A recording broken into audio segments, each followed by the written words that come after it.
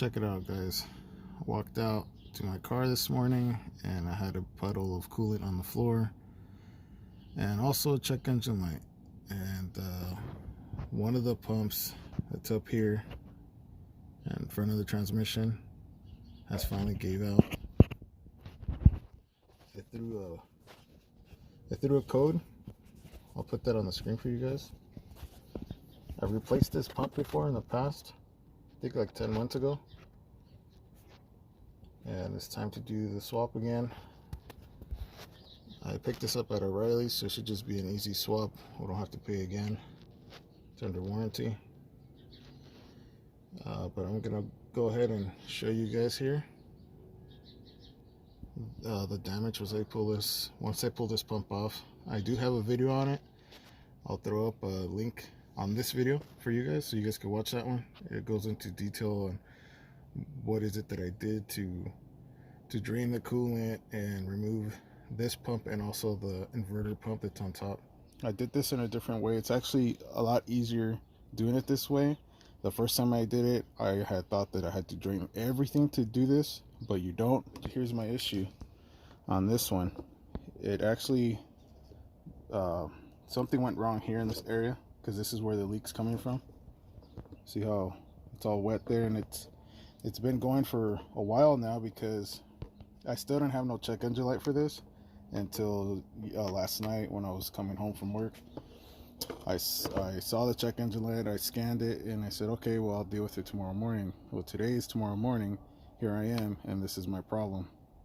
So it gave out right here in this area. Something went wrong there.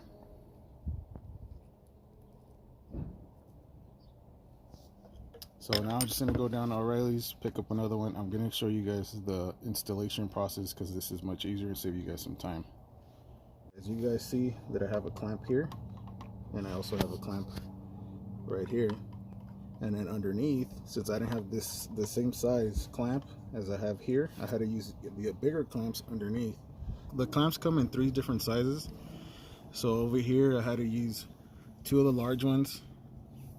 They don't clamp down like the ones on the top, but I made it work. You know, it's better than draining the whole system out. It takes, I mean, the burping of the taking out air from the system is so complex, and it takes time.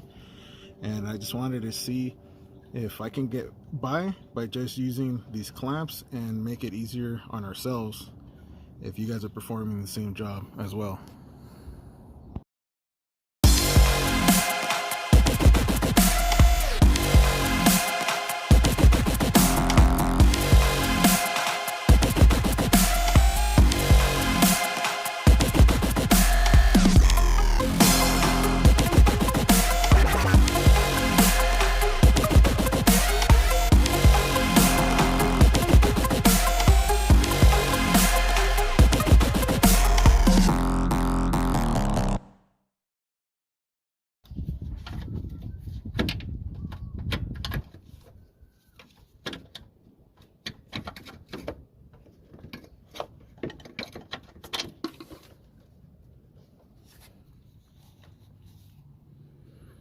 Gotta put on this 10mm bolt here, if it'll focus. And that guy goes right here, right there. And then this bolt here, this is gonna be a 12mm bolt. Actually a nut. There's a nut there.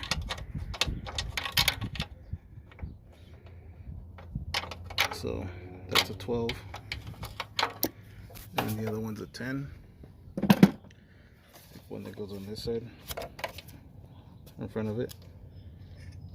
So the bolt that goes on this side is a 10. This guy's a 12.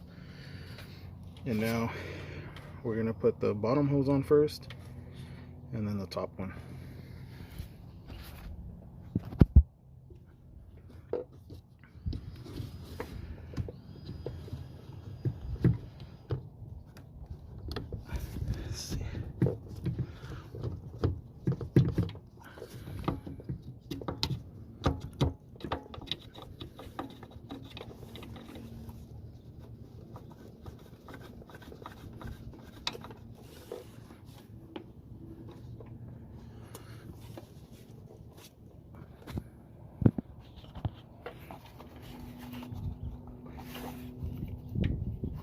sure that's all the way in.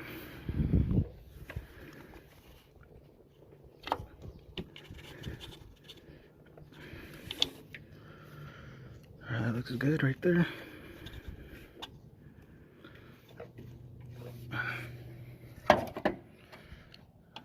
Now, use your pliers. Put your hand underneath the clamp, help it, and release right there. So that's good right there. Put on this other one, the top hose here.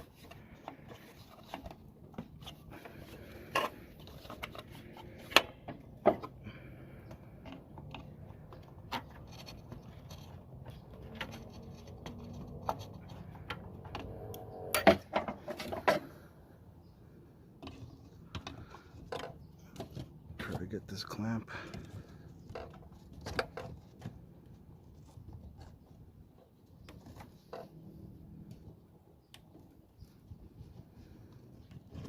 See these indentations here on the hose? Just make sure you put that clamp in the same indentations.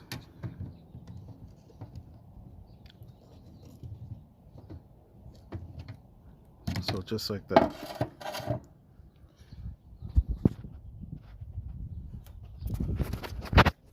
So I still have my clamps on. I'm not going to take those off until I'm done with the bottom hose. But that's what the top portion looks like. The electrical's still not connected. I'll do that last.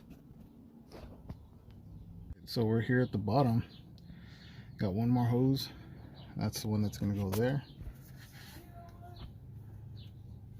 So this guy here, that's where the hose is going to go to.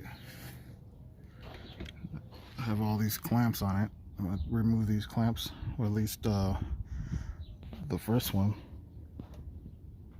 This one here. I'll take this one off and this one and go ahead and push that in. Here's the hose. Just push it in.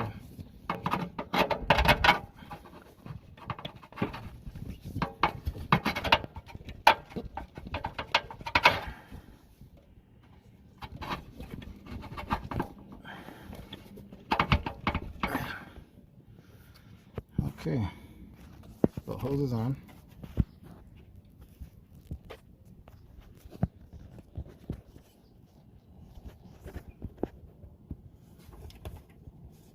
So just make sure it's right at that line.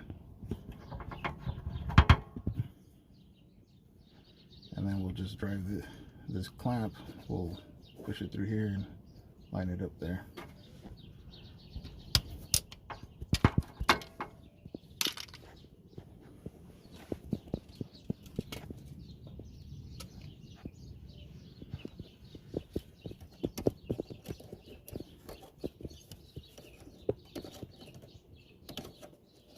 So right here, I have to drop down the clamp. You see how the indentation is here? To bring the clamp down.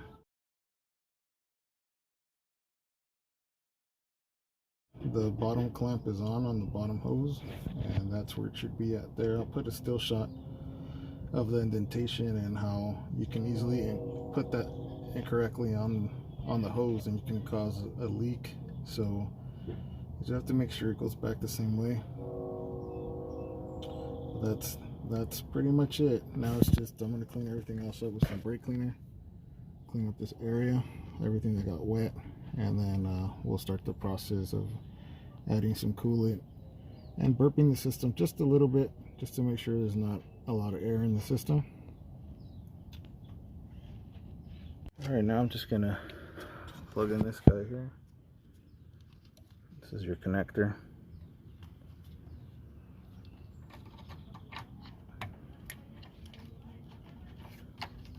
Just make sure, pull on it, make sure it doesn't come off.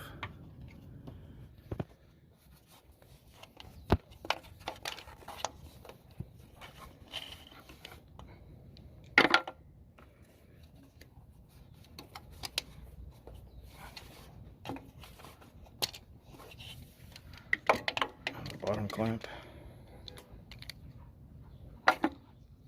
So I clamped those two hoses there using this style clamp, these two clamps here.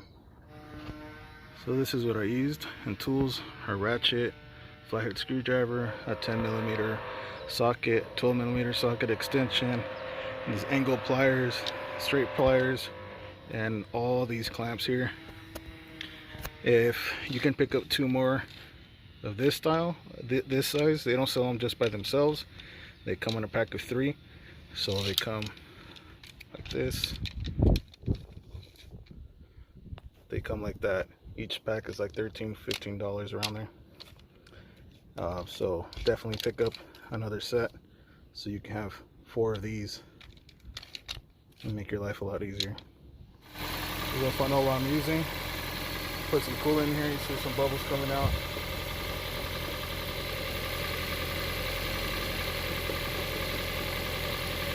Right now the car's in maintenance mode, and we're just verifying that nothing's leaking.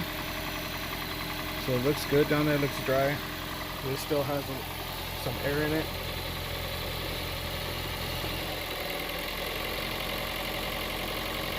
So we'll let that process.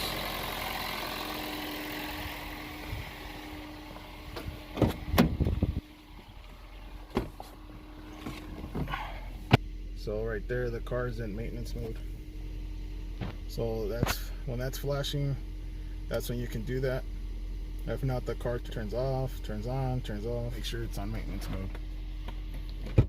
Alright guys, there's air inside the storage tank as well. When you're replacing a pump, air goes in here. So we're gonna manually command this pump to turn on so we can get as much air as possible out of the system, and I'll show you how to do that. Alright guys, this is a multimeter, digital multimeter from Hardware Freight. And you're going to need to have these 2 cables like this, so you have your positive on the top side, so on this guy here, and your negative down here. And then you're going to switch this dial to 20M. Then you'll turn this guy on and remove this relay. So you'll pull this relay off. So 1, 2, 3, 4. Skip this one, the 5th one. Pull that one out. Get your probes. So positive on top, right? Negative on the bottom. There we go.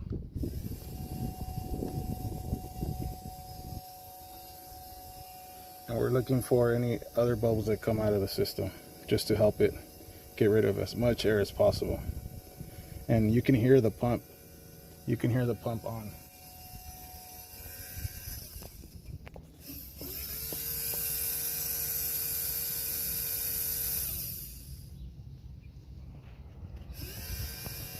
So when you're doing this, don't hold it here for a long time. Do it a little bit at a time. You don't want to burn out the pump.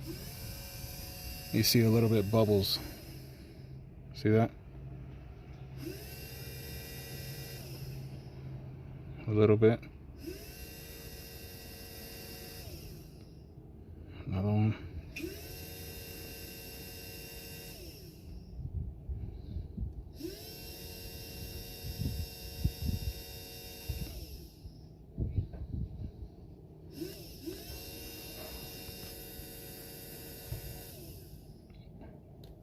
So once you're done doing that process, you put this guy back on your relay. Put your relay cover back on, and just wait, let the car cool down. You'll see how much coolant goes in, and just add as needed. Remember to use the pink coolant if you can. Get one from Toyota. If not, go down to Walmart and pick up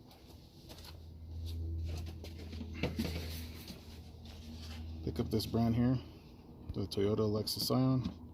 It's already diluted 50/50, and this is the same thing as Toyota.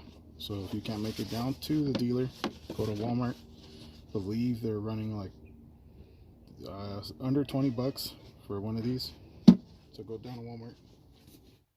Alright guys, now that we completed the process in the front of the car, we have to double check the code and then erase it, and that should be the fix to my problem that I had, because I was leaking coolant. So I'm gonna go ahead and plug my scan tool. Well, first I gotta turn on the accessories.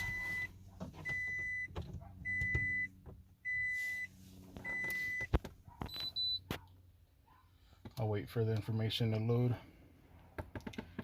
This is the Craftsman OBD2 plus ABS, and the model number is 47156. I don't know if they still carry these. I picked this up in Sears a while back when Sears was still around.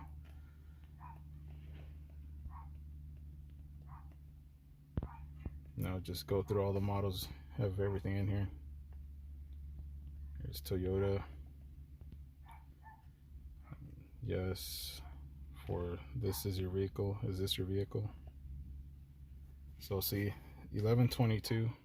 These are possible causes. So one is accelerator full close switch circuit short, and two has to do with the problem that I actually have, which is the coolant flow control valve. And when you look up this valve, let it load again. When you're looking for the valve, you're just looking for the coolant control valve. So it doesn't say coolant flow, it just says coolant control valve. So I only have one code, and that's, I'm going to erase that now since I replaced the control valve. Should say successful. And now you can unplug it. And now what's going to happen is you're going to have to drive the car. You're going to have to at least put like 65 miles into the car so it can have a full cycle, and the computer can recognize that the problem got fixed, and it should be good after that. So that's how you fix that issue, especially if you have a leaking control valve. I want to thank everybody that's been subscribing and supporting and hitting that thumbs up on all the videos. Appreciate you guys. Stay tuned for the next video. Stay safe.